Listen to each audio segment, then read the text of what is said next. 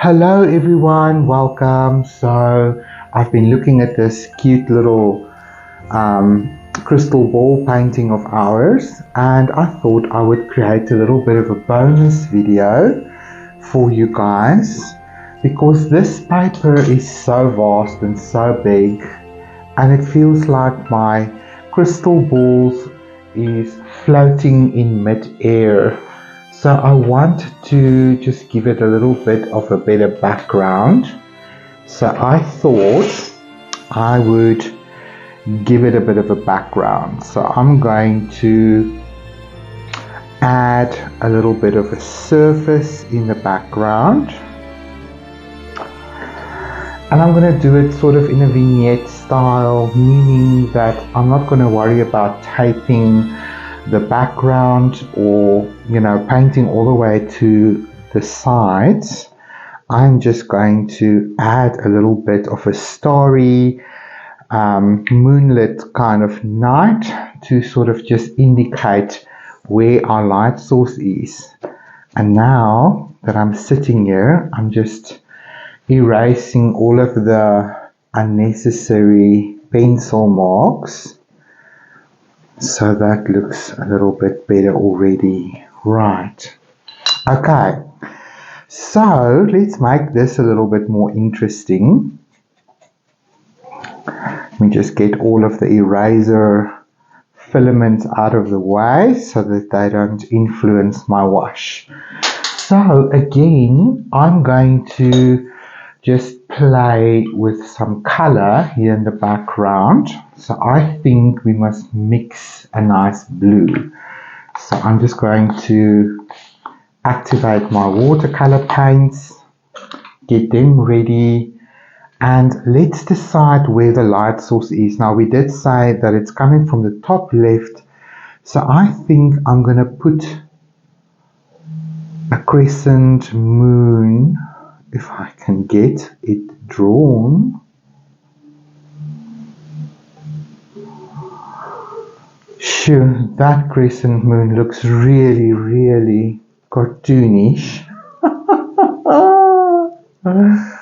Okay, but it's also not supposed to be necessarily the most realistic, what shall we call it, moon, but I think we can do that a little bit better. Let me see what I've got here that is round. Oh, I've got this coin all the way from Bali when my husband and I went to Bali. So let's put the moon there. I'm gonna do the full circle for the moon, and then I'm gonna move that a little bit to the side. Oh, I can't even trace straight, people. That feels like a little bit more of a circle moon. Okay, so then we can take that part away, and I'm going to use my kneading eraser. A kneading eraser is nice because you don't have to rub, you can just roll or press it down, and it will lift the graphite just enough so that you can still see what you've drawn, but it's not so loud. Okay, that feels much better. Okay, now that we've got a nice crescent moon going, I figured that one out. We're going to have some stars and whatever in the background. And I think we're going to darken this whole session. Okay, so let's mix a nice dark starry night. Starry night. The things that come out of my mouth sometimes, it's very interesting in my world. I'm going to use my indigo blue, and I've got a previously mixed wild here of Payne's grey, so I'm just going to deepen that with more pigment. Now, an advantage of using tube watercolor is if you have to mix a lot of watercolor for a really big piece of paper and you need a lot of paint, then you can use these little dishes like this to mix a little bit more paint in them, and then it's easy to just dispense your watercolor paint straight into that little dish and add water straight to that, especially if you need to mix a lot of a dark color. So like I said before, this little etcher palette is really more designed for traveling, but I do find that it fits my studio table nicely with all of the trinkets lying around and so forth. Right, we've got a nice flow of indigo there. I'm going to add a little bit of Payne's Grey. I can't wait to buy some black from Daniel Smith or something like that. Then you can buy individual tubes. The only problem I have with core in South Africa is I have to buy the entire kit. There's no single tubes available from the brands that or the houses that I purchase it from. So that's the only unfortunate. Now that we've got the moon there, I'm going to use my wax crayon, my trusty white crayon, and I'm just going to fill in my moon. Just look from the side, make sure I've got the whole moon beautifully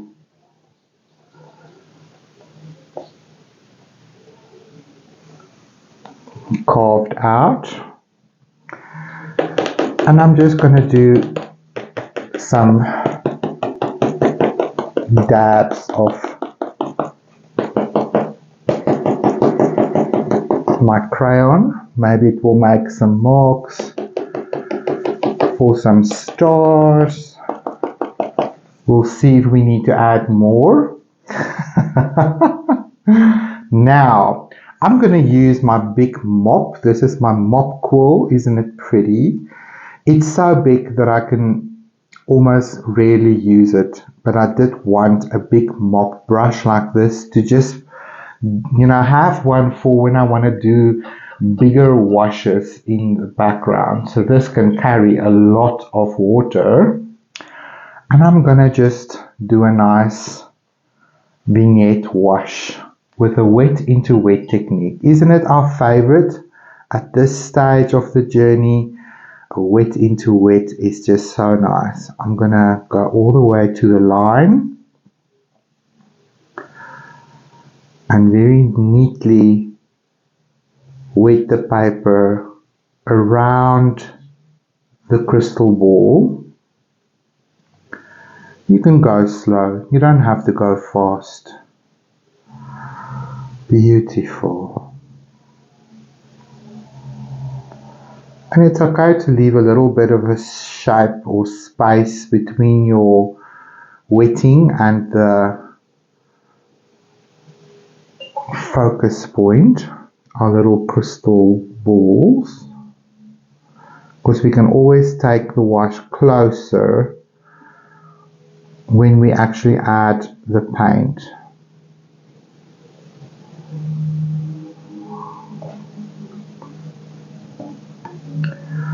Beautiful.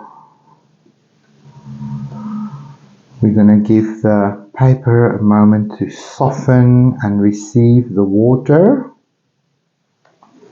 Turning to the side, I can see where it is still not damp enough. Alrighty then. Now I'm just going to use my other brush, and we're going to drop it in around our beautiful crystal ball. And I want the biggest concentration of depth to be around my crystal ball, because that is the point of highest contrast. Yes, our little stars is shining up, it's coming forth. Beautiful.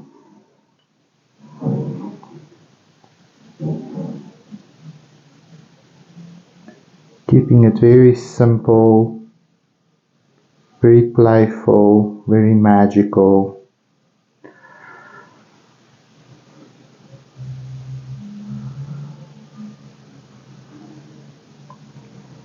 Gorgeous.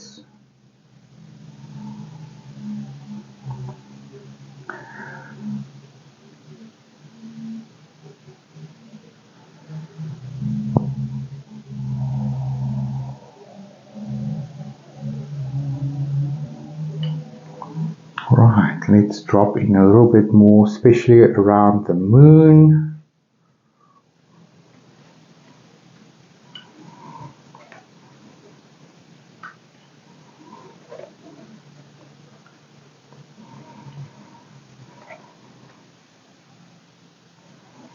You can see why it is so important to mix enough color, because you don't want to be midpoint and run out of color. Okay, let's mix a little bit more. I'm going to add my Payne's Grey quite potently now, especially around the moon and around my crystal balls. I'll go around with another addition of beautiful pigment. And because it's all wet at the top, it will soften as it goes.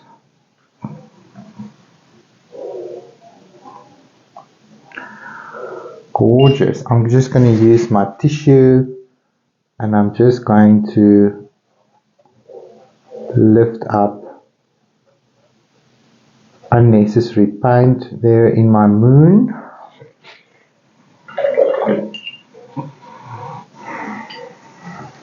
You can strengthen that little bit around the perimeter.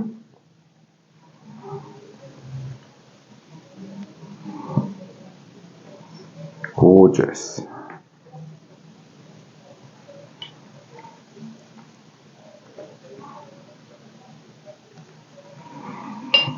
I like to just use my wet brush and I'm just going to go around the perimeter one last time to soften.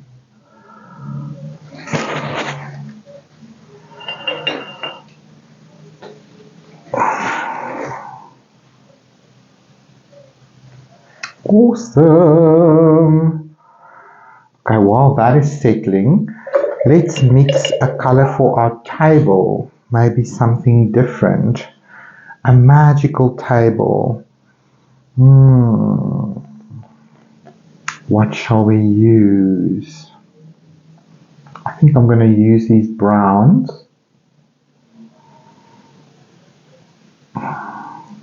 Just going to use some Van Dyke brown here. Rolling my brush toe in my pigment.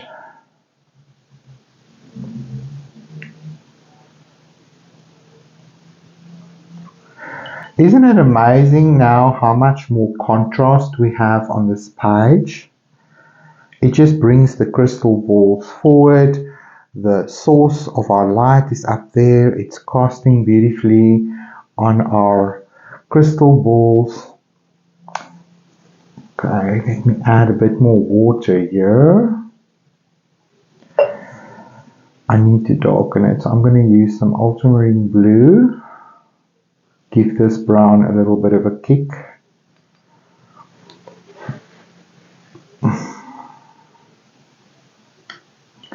To darken it a bit.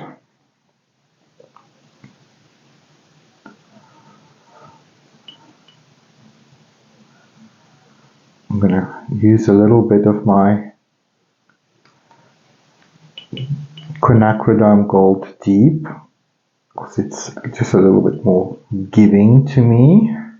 Okay, there we have it. Okay, let that rest. Let's get clean water on our brush. Now I'm going to be very careful not to go into the top bit, but there was so much water on my brush. And I'm just going to go around my shadow.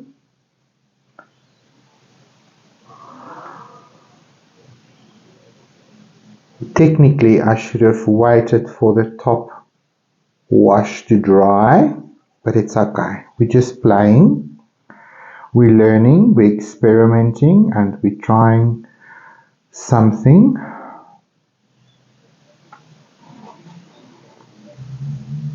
Beautiful. I think I'm gonna wet the whole shadow, actually, just to unify it.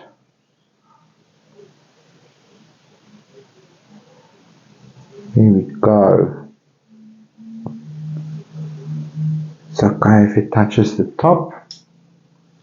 I think I'm going to switch to my quill brush. It's just a little bit more cooperative than the stiffer brush with the synthetic bristles. I find sometimes that it makes my washes look stripy. Definitely needed a bit more color here.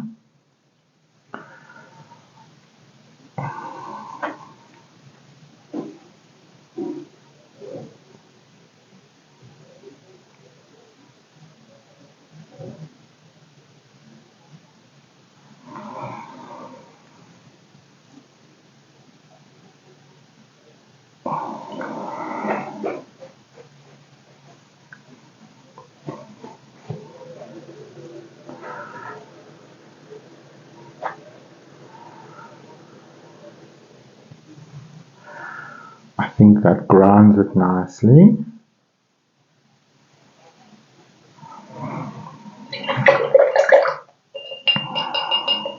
And our shadow will still work in our favor, but it gives us the opportunity to add a little bit more.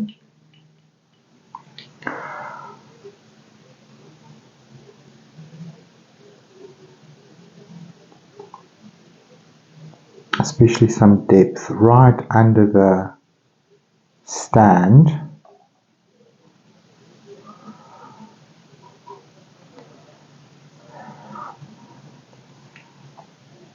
That looks good. I think this is going to be a little bit darker.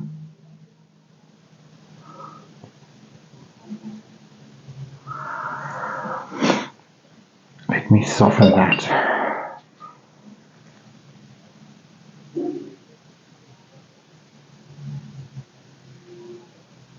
Nice. Bit of contrast never hurt. Right, those two brushes can go into the water. I think what I'm going to do, I'm going to use the concentration version here of my Van Dyke brown.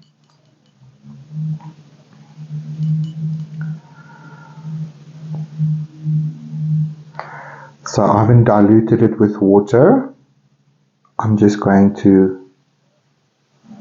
draw in some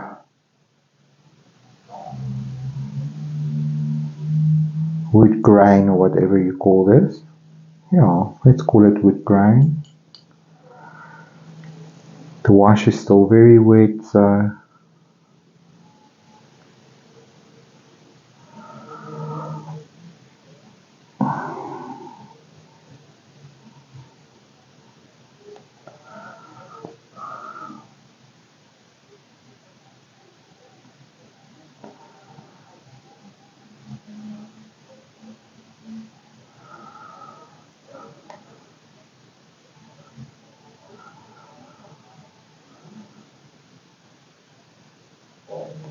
nice. I think that's working.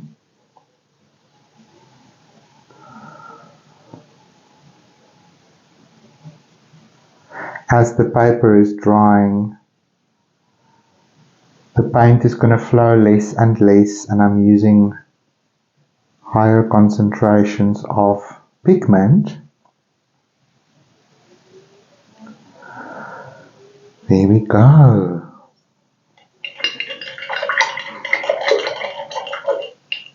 I actually like this sort of bloom that's forming here. Pretty.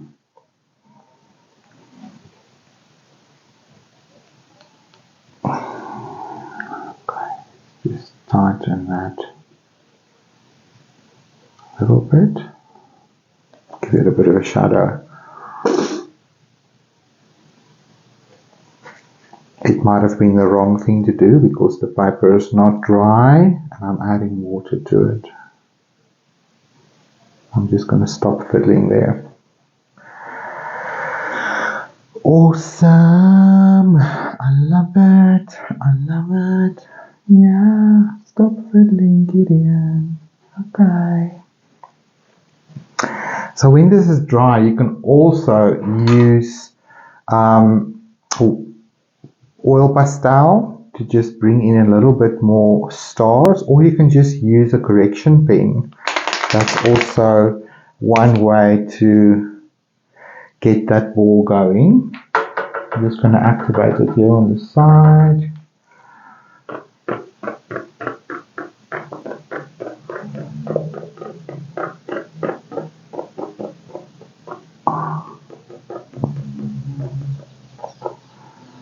I might just use a little bit of correction pen to correct my moon shape just a little bit, define it a little bit more.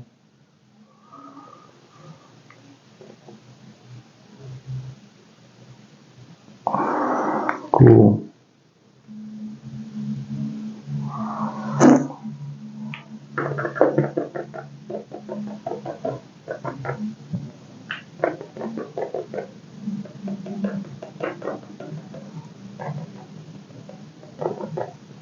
Playful. A little bit more magical. I'm in a joyful mood, as you can hear. Anyway, I thought this would be a nice bonus to show you how I can add in a background and a foreground and still have the shadow work in your favor because it's a translucent medium. And I just think it really brings the crystal balls a little bit more forward, and it grounds it in an environment, giving it a little bit more context. So go ahead and try that with your painting. Remember, with our practice, if things don't always work out, there's always something that we learn from it. And with watercolor, there's a certain amount of control that you have to surrender, especially if you're in a bit of a hurry and you don't want to dry things and you don't want to wait. But that painterly kind of effect, I really love that. I personally think it's beautiful in watercolor. So I'll see you guys in another episode. Stay creative and bye-bye for now.